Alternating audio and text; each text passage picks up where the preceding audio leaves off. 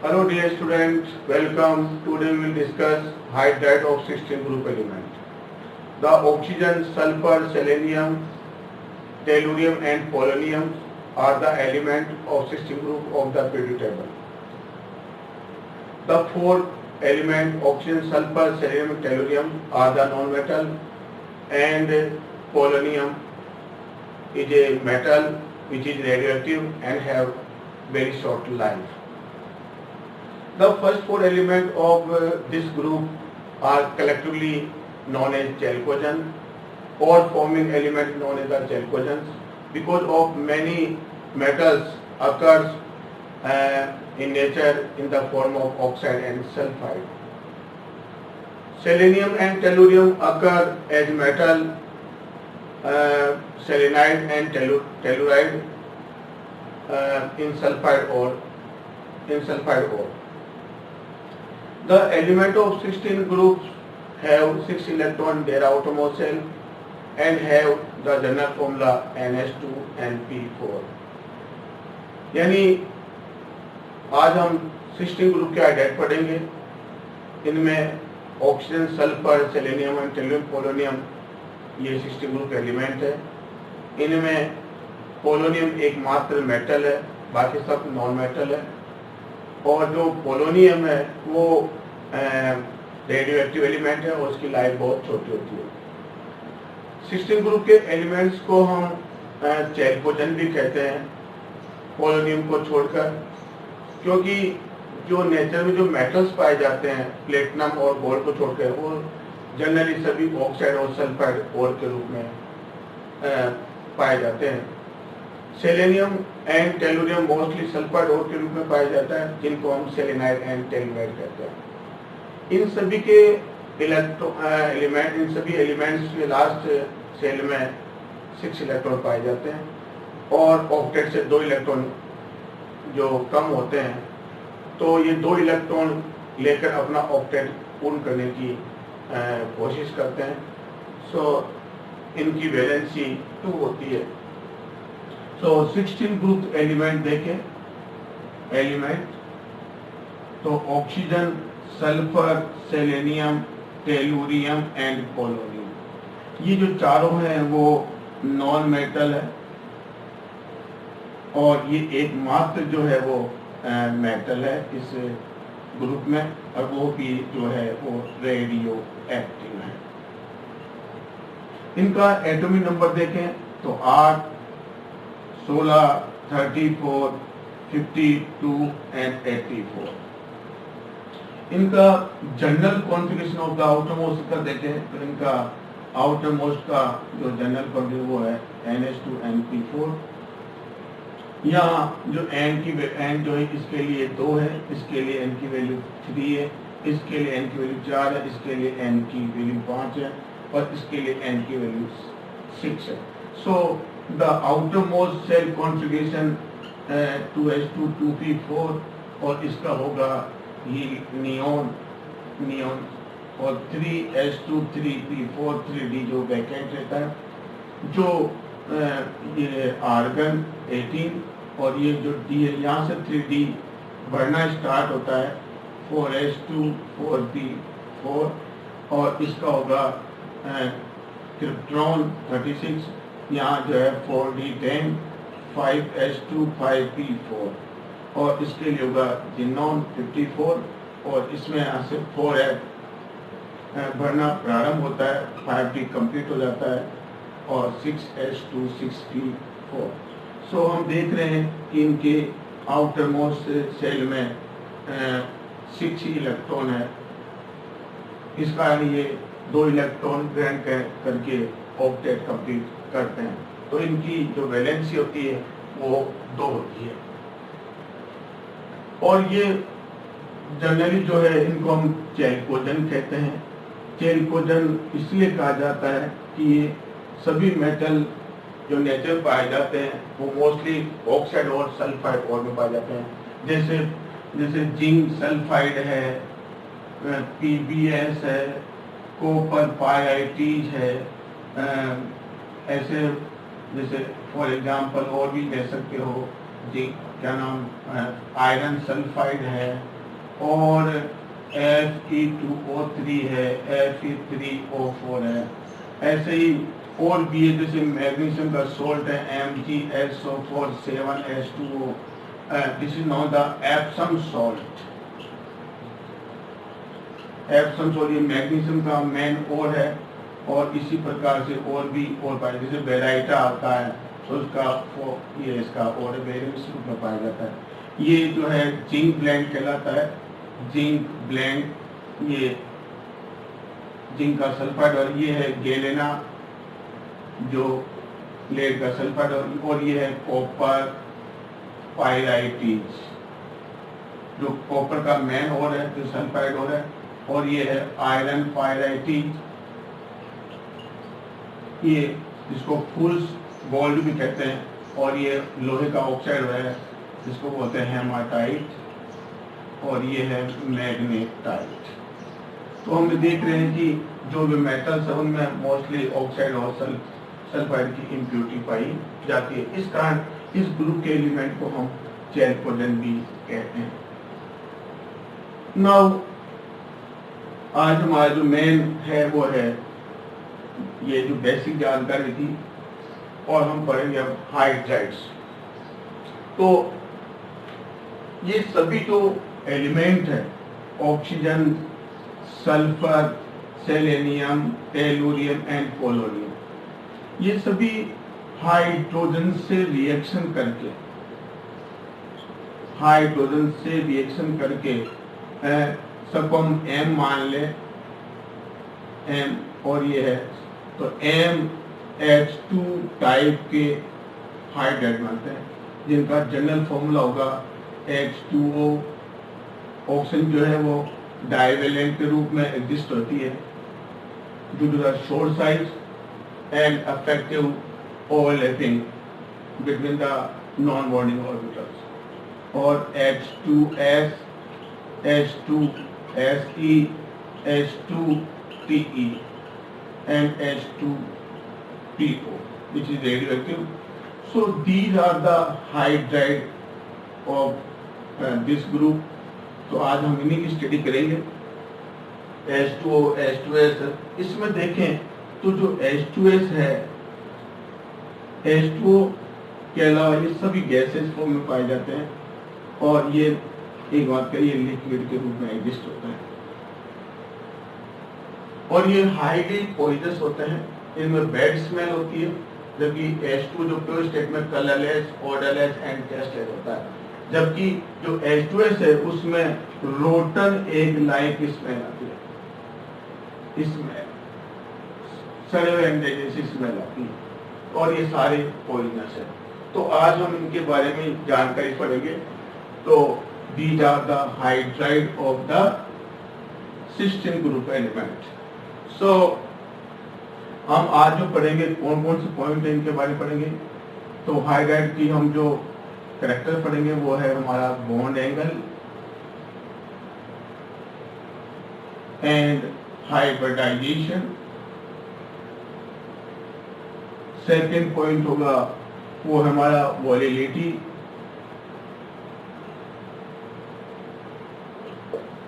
Next third point वो है acidic strength. Fourth होगा थर्मल स्टेबिलिटी।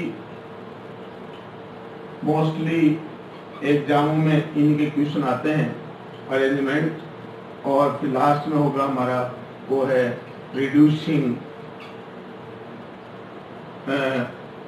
कैरेक्टर। तो आज हम इन 5 पॉइंटों पर फोकस करेंगे। Bond angle, hybridisation, volatility, acidic strength, thermal stability और reducing character. So let's first start bond angle. देखिए, तो फर्स्ट हम बात करें बॉन्ड एंगल। तो इसमें हम चर्चा करते हैं। तो first we discuss the structures and bond angle. तो यदि इनकी स्ट्रक्चर देखें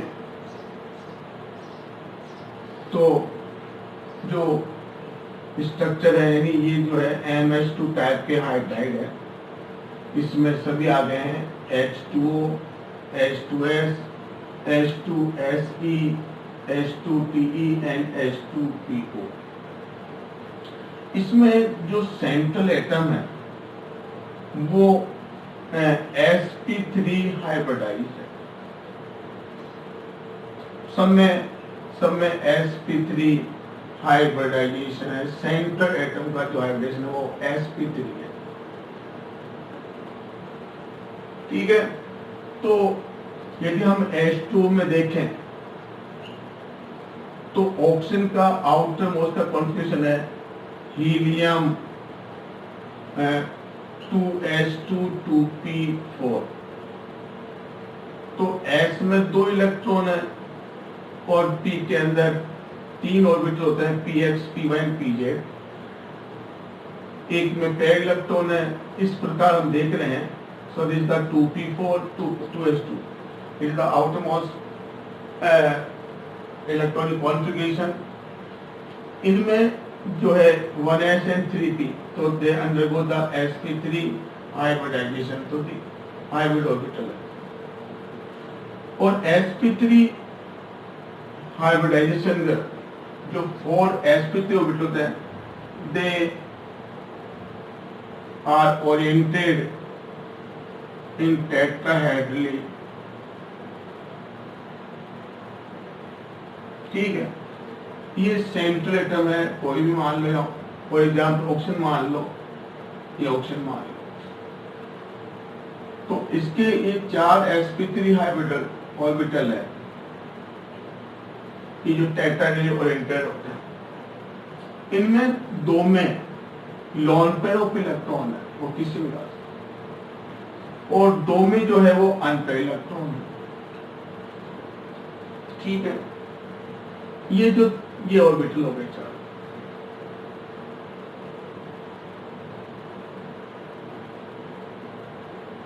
ये 4 ऑर्बिटल है। ये दोनों जो है they do not participate in the bonding. और ये जो 2 है ये हाइड्रोजन के s ऑर्बिटल से ओवरलैपिंग करते हैं।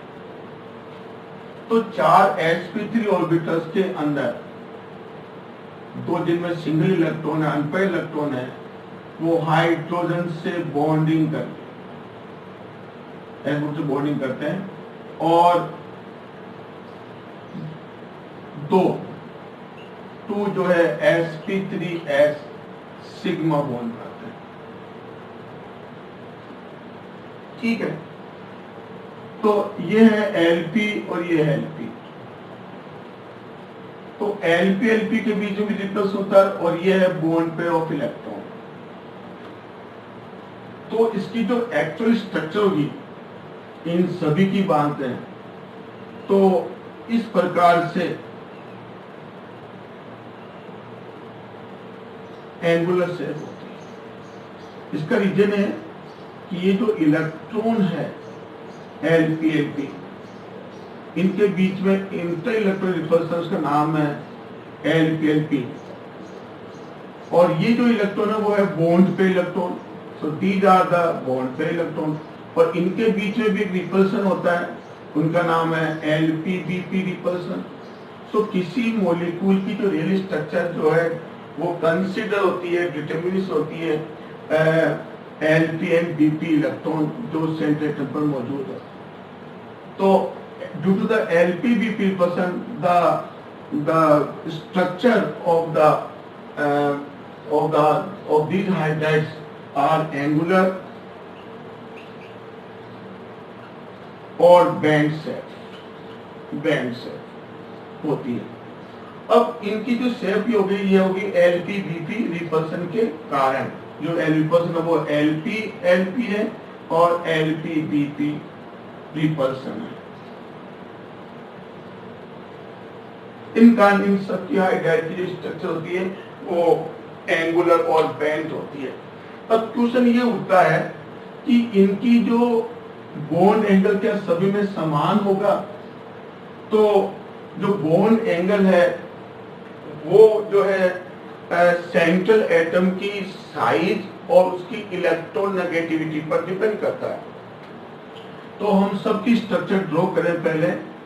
ये ऑक्सीजन है, ये H2, ये है सल्फर, ये H2S की स्ट्रक्चर हो गई, ये सेलेनियम और ये H, और ये Te और ये H और ये H, और वो है जो रेडियोएक्टिव है। नाउ इलेक्ट्रॉन्स, इन सब के ऊपर दो दो लोन पे इलेक्ट्रॉन है, वो इस प्रकार से नॉन बॉन्डिंग ऑर्बिटल लगे होते हैं। अब क्वेश्चन है किस बात की कि बॉन्ड एंगल किस पर डिपेंड करता है? तो बॉन्ड एंगल डिपेंड करता है सेंट्रल एटम की साइज पर। यदि हम देखें as we move down the group in 16 group from oxygen to tellurium, तो इनकी साइज जो है वो बढ़ती है, साइज बढ़ती है। और दूसरा जो है इनकी इलेक्ट्रोनेगेटिविटी देखें तो इलेक्ट्रोनेगेटिविटी जो है एक ग्रुप में ऊपर से नीचे जाने पर घटती है।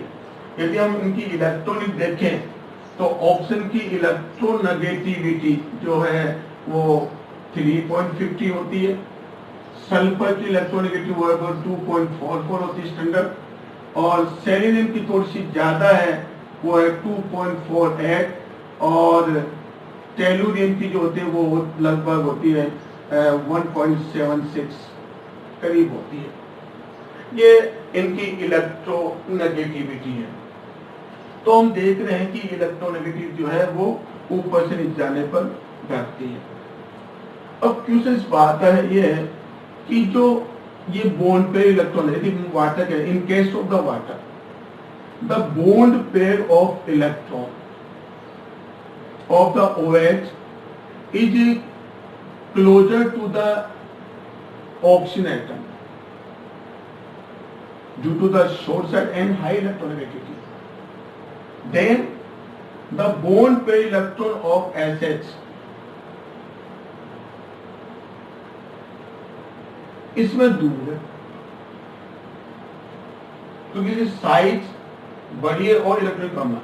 इसमें देखें तो थोड़े से इलेक्ट्रॉन जो है और दूर है। तो क्वेश्चन ये है कि जैसे जैसे साइज बढ़ती है,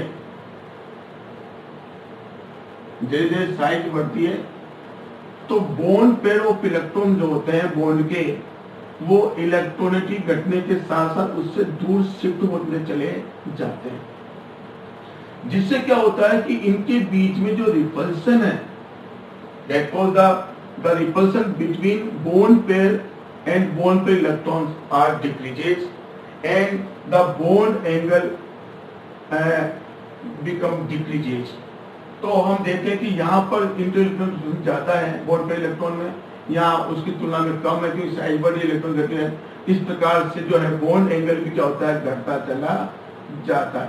तो इसमें जो बॉन्ड एंगल वो आता है 104 डिग्री 45 मिनट। और जहां इसकी बात करें तो इसमें जो बॉन्ड एंगल आता है वो लगभग 92 डिग्री आता है, इसमें 91 डिग्री है और इसमें 90 डिग्री आता है। तो इस प्रकार से इनका जो है बॉन्ड एंगल इस प्रकार से होता है। तो बॉन्ड एंगल जो डिटरमिन्स होता है सेंट्रल एटम की साइज और electronegativity. So we can say that as we move down the group from oxygen to tellurium the size of the central atom goes in increasing and its electronegativity decreases. As a result, the position of the bond pair of electrons shift more and more away from the central atom. In case of the water, the bond pair of electron is more closer to the oxygen than the bond pair electron of the SS bond is then SS bond of the in H2S. And in generally the force of repulsion between the bond pair of electron decreases as we move from H2O to H2T. Therefore the bond angle decreases at, तो bond angle गिरेगा H2O, H2S, H2SE, H2TE। ये है decreasing order of bond angle. तो समझ में आ गया होगा कि जैसे सेंटर, यदि सेंट्रल एटम से नीचे सेम एटम लगे हुए हो और सेंट्रल एटम अलग अलग हो तो साइज बढ़ने के साथ साथ बॉन्ड एंगल कम होगा। दूसरा, इलेक्ट्रोनेगेटिविटी भी सेंट्रल की कम होगी तो बॉन्ड एंगल हमेशा कम होगा। जैसे यही कंसेप्ट जो है 15 ग्रुप्स के हाइड्राइड में भी वैसा ही होगा। जैसे हम जानते हैं 15 group hydride ammonia, phosphine, arsine, stibine, bismuthine. So these are the hydride of 15 group element, और इनमें भी जो सेंट्रल एटम है वो sp3 हाइब्रिडाइज है। लेकिन ऑर्बिटल 4 है, बॉन्ड 3 से करता है, तो इनके सेंट्रल एटम पर एक लोन पे इलेक्ट्रॉन पाया जाता है। मतलब एक sp3 हाइब्रिड में एक लोन पे इलेक्ट्रॉन होगा। तो इनमें जो है जो स्ट्रक्चर होगी वो इसी प्रकार की होगी। इनमें LP BP रिपल्सन है, ये BP है, BP तो रिपल्सन LP BP रिपल्सन है। यहाँ पर ये इनकी जो शेप होती है वो पायरामिडल होती है। तो शेप कंसेप्ट यहाँ पर वही है कि ऊपर से नीचे जा रहे हैं तो नाइट्रोजन, फॉस्फोरस, आर्सेनिक, एंटीमनी और बिस्मथ तक जाते हैं तो साइज बढ़ रहा है, तो साइज बढ़ेगा तो बॉन्ड एंगल कम होगा। दूसरा, ऊपर से नीचे जा रहे हैं तो इलेक्ट्रोनेगेटिविटी घटेगी तो भी बॉन्ड एंगल गिरेगा। और सबकी जो शेप होगी वो आपको दिख रहा है कि सबकी पायरामिडल है। तो सेम जो एक्सप्लेनेशन है आंसर का, जो कंसेप्ट है वो सेम इसी का ही है। तो इसमें भी जो बॉन्ड पेयर ऑफ इलेक्ट्रॉन है वो नाइट्रोजन की इलेक्ट्रॉन ज्यादा है तो ये नजदीक होगा, और नजदीक और इनमें रिपल्सन क्रिएट ज्यादा होगा तो बॉन्ड एंगल जो बढ़ेगा। अब इसमें बॉन्ड एंगल जो है वो लगभग 160 डिग्री आता है। इन केस ऑफ ये जो फोस्फीन है इनमें बॉन्ड एंगल जो है वो 94 डिग्री आता है। और आर्सीन की बात करें तो इसमें जो बॉन्ड एंगल है वो अप्रोक्सीमेट जो है 91 डिग्री के करीब आता है। तो इसमें भी वही कंसेप्ट है कि इनमें बॉन्ड एंगल जो है वो गिर रहा है क्योंकि सेंट्रल की साइज बढ़ रही है और साथ में इलेक्ट्रोनेगेटिविटी घट रही है। तो सेंट्रल एटम की इलेक्ट्रोनेगेटिव घटती है तो बॉन्ड पे इलेक्ट्रॉन जो है वो सेंट्रल एटम से दूर शिफ्ट होने लग जाते हैं, और जब शिफ्ट होते हैं दूर जाते हैं तो इनके बीच में जो बॉन्ड पे इलेक्ट्रॉन के बीच में जो रिपल्सन होता है वो घटता चला जाता है, और due to the LP-BP repulsion the bond angle become decreases. So the right order the bond angle in system वो ये इस प्रकार। तो वोलेलिटी की बात करें तो वोलेलिटी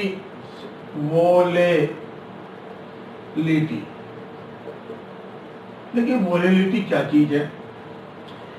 इन ग्रुप के हाइड्रोजन को देखें H2O, H2S, H2SE, H2TE और H2O को हम कंसिडर नहीं करेंगे रेडियो एक्टिव। देखिए इनमें सब में देखें तो H2O जो है वो नॉन वोलेटाइल है, वोलेटाइल अगर इसका बॉइलिंग पॉइंट जो है वो हाई होता है। पता है रूम टेम्परेचर पर ये वोलेटाइल होता है, वाष्पशील होता है, मतलब उबलता नहीं है। और जो वोलेटिलिटी है वो H2O से H2S तक बढ़ती है, तो उसके बाद में वोलेटिलिटी घट जाती है। तो वोलेटिलिटी जो घटती है तो इनमें सबसे ज्यादा जो वोलेटाइल है वो H2S है, मोर वोलेटाइल और लेस बॉइलिंग पॉइंट।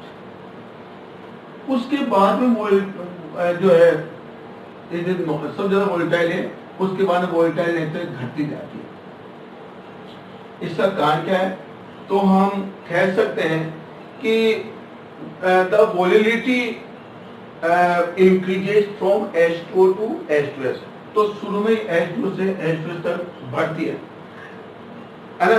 इसका रीजन ये है, the high boiling point and low volatility of H2O is due to the association of H2O molecule through intermolecular bonding। देखिए वाटर लो वोलेटाइल क्यों है? क्योंकि इसमें इट हैज इंटरमोलिक्यूल हाइड्रोजन बॉन्डिंग। इनमें इंटरमोलिक्यूलर हाइड्रोजन बॉन्डिंग हो जाती है, जिसके कारण क्या है कि बहुत सारे मॉलिक्यूल आपस में एसोसिएटेड हो जाते हैं और इस वाटर को जो है वो नॉन वोलेटाइल बनाते हैं और इसका बॉइलिंग पॉइंट ज्यादा हो जाता है। जबकि इनमें देखें दे नो हाइड्रोजन बॉन्डिंग, इनमें हाइड्रोजन बॉन्डिंग करने की कैपेसिटी नहीं पाए जाते। सो दैट डू नॉट यानी H2S, H2S and H2TE have no intermolecular hydrogen bonding। ठीक है, यानी कहने को है। और इसका क्या होता है, ये मोर वोलेटाइल होता है और इसका बॉइलिंग पॉइंट कम होता है, लेकिन जो वोलेटिलिटी जो है वो आगे जाकर घटती चली जाती है। इसका रीजन ये है कि इनमें वांडरवाल, इनके मॉलिक्यूल्स के बीच में वांडरवाल फोर्स ऑफ अट्रैक्शन पाया जाता है और वांडरवाल फोर्स ऑफ अट्रैक्शन है वो सेंट्रल एटम की साइज पर डिपेंड करता है। तो हम देख रहे हैं कि सल्फर, सेलेनियम, टेलुरियम की साइज बढ़ती जाती है और जब साइज बढ़ती है तो मॉलिक्यूल्स के बीच में वांडरवाल फोर्स ऑफ अट्रैक्शन बढ़ता जाता है और जब वांडरवाल फोर्स ऑफ अट्रैक्शन बढ़ता है तो बॉइलिंग पॉइंट भी बढ़ता है और बॉइलिंग पॉइंट बढ़ता है तो वोलेटिलिटी घटती है। सो सबसे जो है ये जो H2 है वो इसकी वोलेटिलिटी सबसे कम है, ये इंपॉर्टेंट है। तो तीनों में तुलना करें तो वोलेटिलिटी इस प्रकार से क्या होती है, घटती है। और H2 जो बीच में एक एक्सेप्शन है क्योंकि ये सारी गैसें हैं जबकि ये लिक्विड है, उसका रीजन है due to the presence of intermolecular ion bonding. So the right order H2 जो है वो एक्सेप्शन में डाल सकते हैं कि H2 अलग होगा, लेकिन फिर भी हम करेंगे H2S, H2SE, H2T। This is right order of the volatility is the decreasing order। तो H2T वो it is non volatile. Now second concept ले रहे हैं हम, थर्ड पॉइंट ले रहे हैं acidic strength. Acidic strength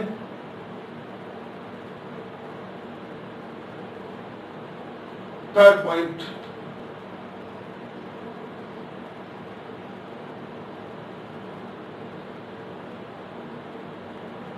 thermal stability. Thermal stability क्या होता है, तापीय अपघटन, ताप के प्रति स्थायित्व। नाउ थर्मल जो स्टेबिलिटी है हाइड्राइड की, देखें H2O, H2S, H2SE, H2TE। तो इनमें यदि बॉन्ड देखें तो हम जानते हैं कि सेंट्रल एटम की साइज बढ़ती है तो हाइड्रोजन और सेंट्रल एटम के बीच की बॉन्ड लेंथ भी बढ़ती है और जब बॉन्ड लेंथ बढ़ती है तो bond become weak. This the weak bond, larger the bond length. तो बॉन्ड लेंथ बढ़ेगी तो बॉन्ड भी टूटेगा और small bond dissociation energy, dissociation enthalpy. तो जिस हाइड्राइड में स्मॉल बॉन्ड डिसोसिएशन एंथैल्पी होगी और बॉन्ड लेंथ लंबाई ज्यादा होगी, वो गर्म करने पर जल्दी टूटेगा, अर्थात वो उसकी थर्मल स्टेबिलिटी कम होगी। तो थर्मल स्टेबिलिटी जो डिपेंड करती है सेंट्रल एटम की साइज पर डिपेंड करती है, और जब सेंट्रल एटम का साइज बढ़ता है, as we move down the group up to down, the size of the central atom increases from oxygen to Te, resulting the bond length between the hydrogen and central atom increases and the bond strength become decreases। तो देख रहे हैं कि जो सही order होगा वो ये होगा, इट इज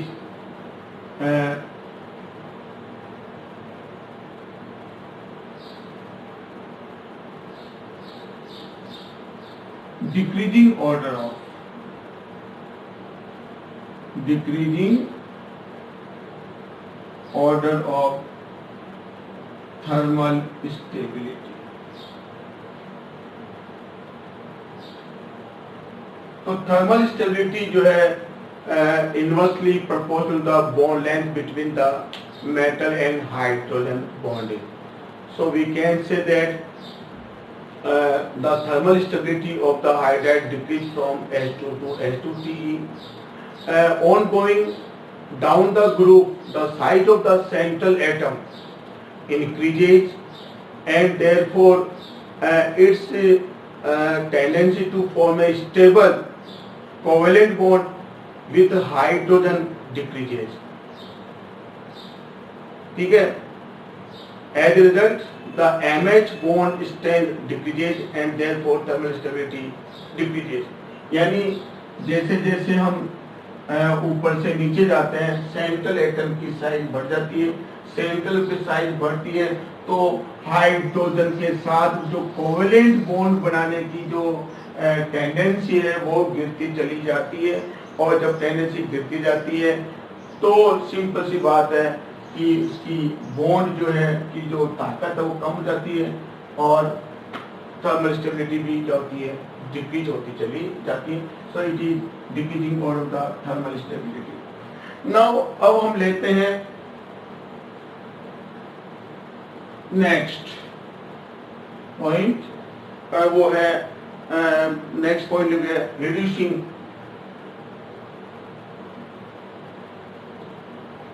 कैरेक्टर। तो रिड्यूसिंग कैरेक्टर देखें, ये भी थर्मल स्टेबिलिटी और बॉन्ड डिसोसिएशन एंथैल्पी पर डिपेंड करती है। H2O, H2S, H2SE, H2Te ये हम बात करेंगे, और H2 जो PO है वो आप जानते हो, is the hydride of the radioactive element polonium. तो रिड्यूसिंग कैरेक्टर की बात करें तो all the hydride except water को छोड़कर, so the all the hydride except water are reducing agent. The reducing power of these hydrides increases from H2 to H2Te। तो reducing nature जो है वो बढ़ती है। देखें तो वो भी आपको पता है क्यों बढ़ती है, क्योंकि बॉन्ड डिसोसिएशन एंथैल्पी घटती है और बॉन्ड लेंथ जो है वो बढ़ती है। तो रिड्यूसिंग नेचर किस पर डिपेंड, तो ये है increasing order of reducing character। तो the reducing character is inversely proportional to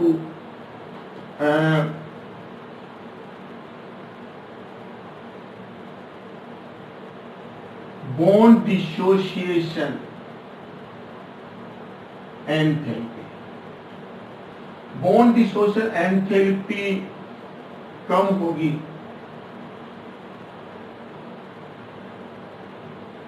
तो रिड्यूसिंग कैरेक्टर ज्यादा होगा, सिंपल सी बात। तो H2T और ये जो बॉन्ड डिसोसिएशन एंथैल्पी किस पर डिपेंड कर सकती है, तो bond dissociation enthalpy is directly proportional to MH bond length.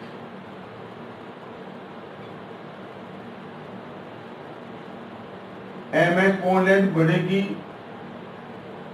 तो ये घटेगी, तो इट इज इनवर्सली प्रोपोर्शनल। ये बढ़ेगी तो ये घट जाएगी।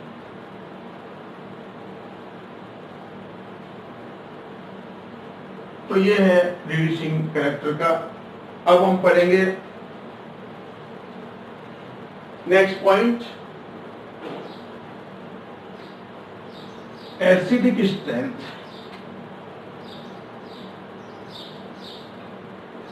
एसिडिक कैरेक्टर या एसिडिक कैरेक्टर।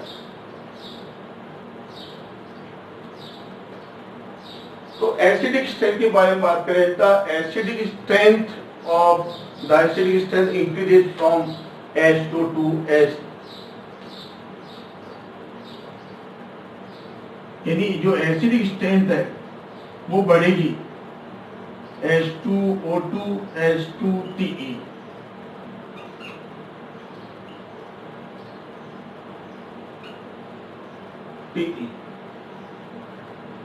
बढ़ेगी क्योंकि एसिडिक स्ट्रेंथ भी जो है MH की बॉन्ड लेंथ तथा बॉन्ड डिसोसिएशन एंथैल्पी पर डिपेंड करती है। जैसे ये बॉन्ड है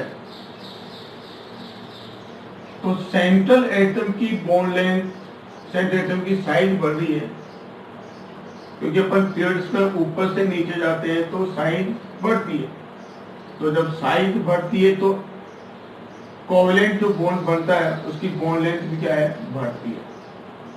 और जब बॉन्ड लेंथ बढ़ती है तो बॉन्ड कमजोर हो जाता है और वो जल्दी टूटता है।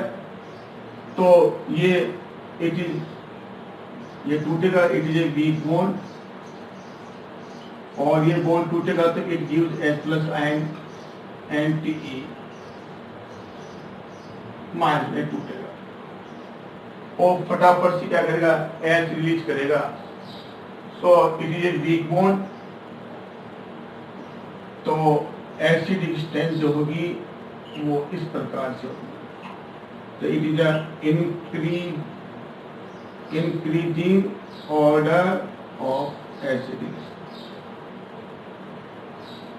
तो वाटर जो है वो वेरी वेरी वीक एसिड है और H2TE जो है वो सबसे ज्यादा एसिडिक है। तो इस प्रकार से ये टूट जाता है। तो बॉन्ड लेंथ सबसे ज्यादा इससे बात, यदि बॉन्ड लेंथ देखें,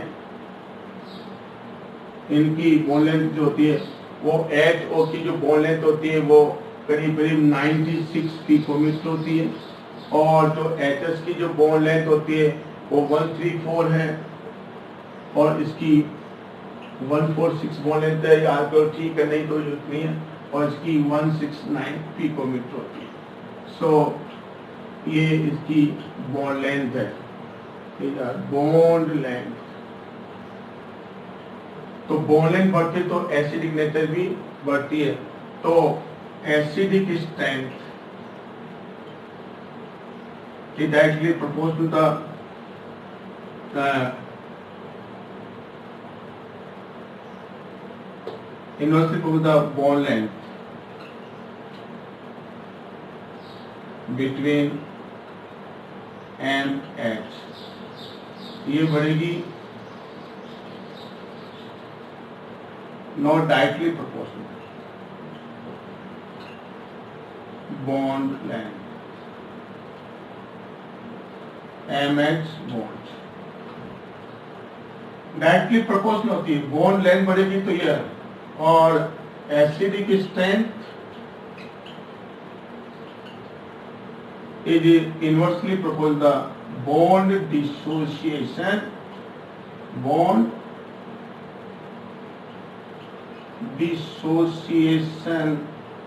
एंथैल्पी। बॉन्ड डिसोसिएशन एंथैल्पी घटेगी तो एसिड स्ट्रेंथ बढ़ेगी। So we can say that it can be explained on the basis of the size of the central atom. As the size of the central atom increases, the distance between the central atom and hydrogen also increases. As a result of increase in the bond length, the bond dissociation enthalpy decreases, and the bond cleavage become more and more easy. यानी bond dissociation enthalpy घटेगी तो जो bond है वो बहुत जल्दी टूटने लग जाता है, जल्दी टूटेगा। Therefore the acidic strength of the hydrate increases down the group, that means H2O2, H2S, H2TSE, H2TE, इस प्रकार से घट जाएगा। तो इन्हीं फैक्टर पर लागू होता है। तो यही था is the acidic character. It is the increasing order of the acidic strength in 16 group hydride. Thank you. यदि आपको ये वीडियो पसंद आता है तो इसको लाइक करना और इसको सब्सक्राइब करना मत भूलना। Thank you very much.